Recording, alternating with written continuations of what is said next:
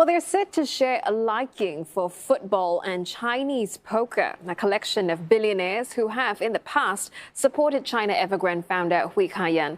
And one of them is poised to come to the rescue again. Hopson Development is a Hong Kong-listed real estate firm controlled by former Chinese government official Chu Mang Yee.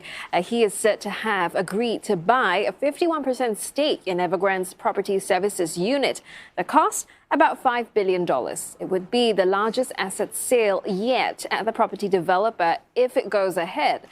Now, Hui Ka Yan has long counted on his closest allies to back Evergrande in times of trouble. His so-called poker pals include Chinese Estates Holdings' Joseph Lau, a New World Development's billionaire Henry Cheng, and Chung Cheng-Q of CC Land. Now, they've done numerous transactions over the years and are so interconnected that any default by Evergrande would have repercussions for their businesses. Although some, like Joseph Lau, are reportedly selling down their Evergrande holdings in the wake of the company's debt crunch, which has sent shivers through the markets. Now, Evergrande has over $300 billion in liabilities, and there are concerns about its ability to pay off its massive debt.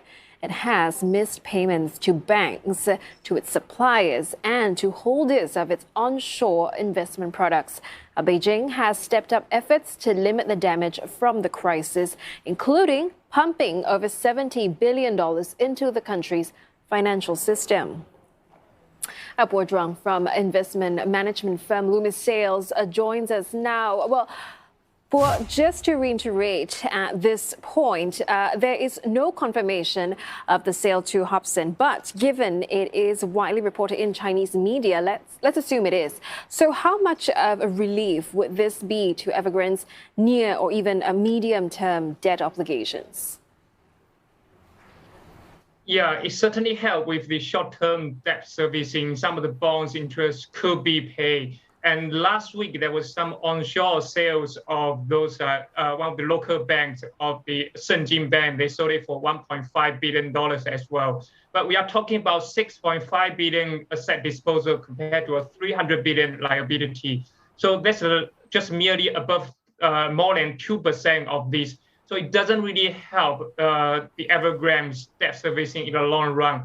And bear in mind that this asset disposal is not critical for Evergrande's debt restructuring or default cases. Cash flow is the most crucial one. Bear in mind, the Evergrande has about 800 real estate projects in China. There are more than 500 constructions have already been suspended. In other words, cash flow will be the crucial, and Evergrande is facing a cash flow problem rather than this debt disposal might save Evergrande from a default.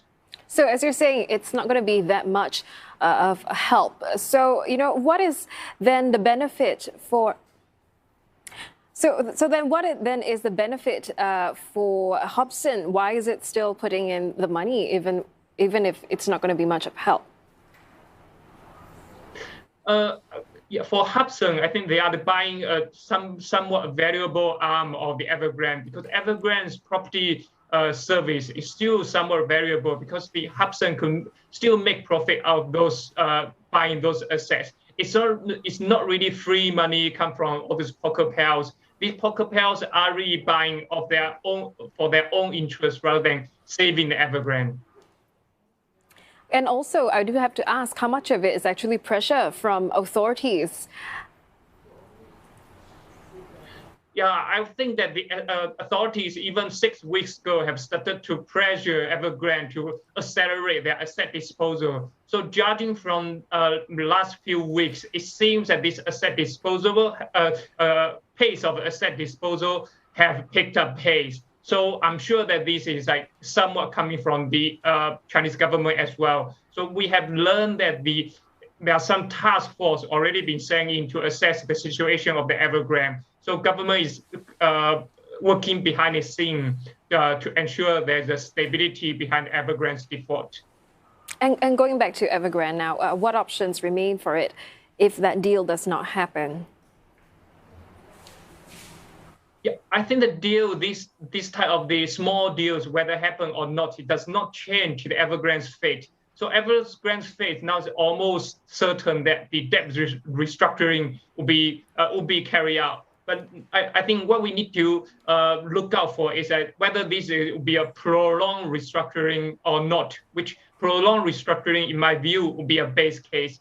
And I think the most likely government will step in to intervene to make sure that there are some value could be preserved of the Evergrande asset and to ensure the delivery of the existing pre-sold homes for the households.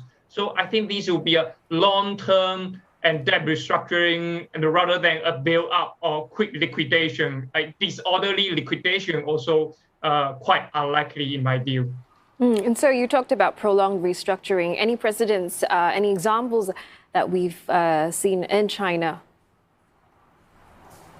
Yeah, there are quite several high-profile debt restructuring or default took place in China. One is the crisis of Huarong, which was the outright bailout, and the other one was the nationalization of the unbound insurance, and that was it was a bailout as well. But these two cases, I don't think that we can draw the similarity between Evergrande and with these two groups. But on the other hand, there's another firm called Hainan Airline Group, and which I think that the way that restructuring will be quite similar to Evergrande. And because Hainan Airline gone into trouble in early 2018, now 3 years later, we are still talking about the Hainan Airlines, the debt disposal and debt restructuring. I think that and then also the local government or the Hainan province have stepped in to ensure this control or orderly debt restructuring. I think the cases will be quite similar. But I think we are talking about Evergrande, the distribution of the asset is much bigger in geographic distribution compared to Hainan Airline. So the process might be slightly different.